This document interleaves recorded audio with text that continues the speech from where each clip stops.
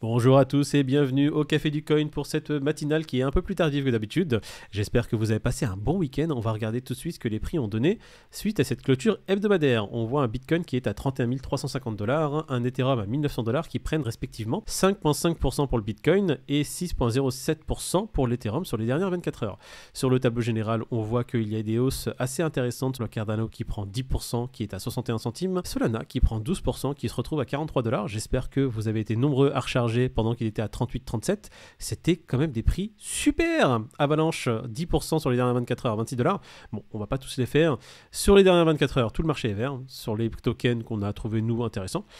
Sur les 7 derniers jours, on voit beaucoup de vert, alors qu'avant, la semaine passée, comme vous avez suivi nos vidéos, j'espère, tout était bien rouge. Et sur les 30 derniers jours, tout est toujours rouge. Allez, on passe aux courbes. On va regarder le Bitcoin en daily pour voir la clôture qui a été faite hier, donc pour voir la clôture hebdomadaire. Clôture hebdomadaire qui s'est faite aux alentours des 29 000 $. On est toujours en dessous des 30 000. Sauf qu'aujourd'hui, belle bougie verte, une remontée jusqu'aux 31 454 $. On va regarder en 4 heures ce que ça a donné. On voit qu'on est en dessous du support des 32 000. Mais on y retourne, les prix sont au-dessus du nuage. Très intéressant, on a cassé Tenkan, Kijun et nuage, haut du nuage. Là, on est un peu à l'air libre, on voit la dernière bougie qui commence un peu à vaciller, qui est en perte de force, mais ça ne veut rien dire. Elle peut encore remonter, venir faire une petite touchette des 32 000 $ et venir tester enfin cette résistance à nouveau. Quelque chose d'intéressant à voir, c'est la Laxpan, messieurs. La Laxpan qui a fait une fusée. Voilà, la Laxpan qui est venue casser Tenkan, Kijun, qui est au-dessus des nuages. Et là, déjà ça, si ça venait tester la petite résistance des 32 000, ça serait cool. Donc, encore un peu de travail à faire. On va venir, je pense, peut-être, j'espère, il y a des petites chances pour que les prix reviennent tester un peu la résistance des 32 000. Je pense qu'il y aura un petit repli, un petit rebond peut-être sur le nuage, ou la Tenkan qui va peut-être nous rejoindre et un rebond sur la Tenkan. On passe tout de suite au prix de l'Ethereum. L'Ethereum qui, lui, c'est un peu plus touchy. Il a fait une clôture à 1800 $, donc en dessous de support de 1900. Donc là, maintenant, le support des 1900, désormais, c'est plus un support. C'est devenu une résistance. Donc désormais, l'Ethereum va devoir casser les 1900 pour se retrouver dans l'entonnoir dans lequel il était avant. L'entonnoir qui était entre 1900 et 2150 $. Là, je pense que c'est en 4 heures qu'on va voir ce qui peut maintenir l'Ethereum dans cette ère libre. Là, on l'avait vu. Ici, c'était le bas du nuage qui permettait à l'Ethereum, on va dire, de faire des rebonds. Ici, là, on s'est retrouvé en dessous, il a réussi à recasser la Tenkan, et maintenant, c'est la Tenkan qui lui permet de rester dans cette zone-là. Bon, la remontée express du Bitcoin sur les dernières 24 heures a permis une belle remontée de l'Ethereum. L'Ethereum qui va venir maintenant tester sa résistance des 1900 $ et essayer, j'espère, de la casser et se retrouver dans son entonnoir. Et si ça ne fonctionne pas, là, on se retrouvera à faire des cuvettes en dessous de la nouvelle résistance des 1900 $. Voilà pour l'Ethereum, c'est pas Jojo. On passe au Crypto Fear and Greed. Crypto Fear and Greed à 13, toujours dans l'extrême peur, rien de nouveau sous le soleil.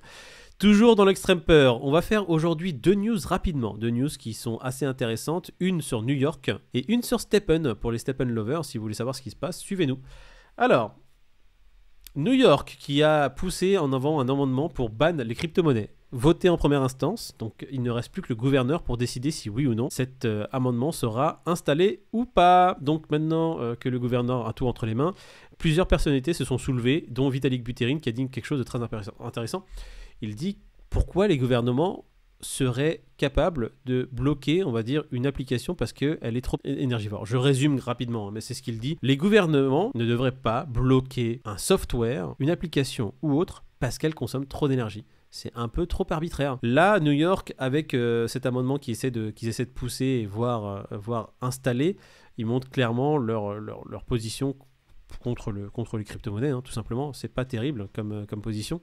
Et c'est dommage parce que c'est pas ça qui va empêcher le minage des crypto-monnaies. Les gens qui minent des crypto-monnaies à New York, qu'est-ce qu'ils vont faire? Ils vont juste déménager. C'est juste les embêter et on va se retrouver à avoir ces mêmes personnes peut-être ailleurs.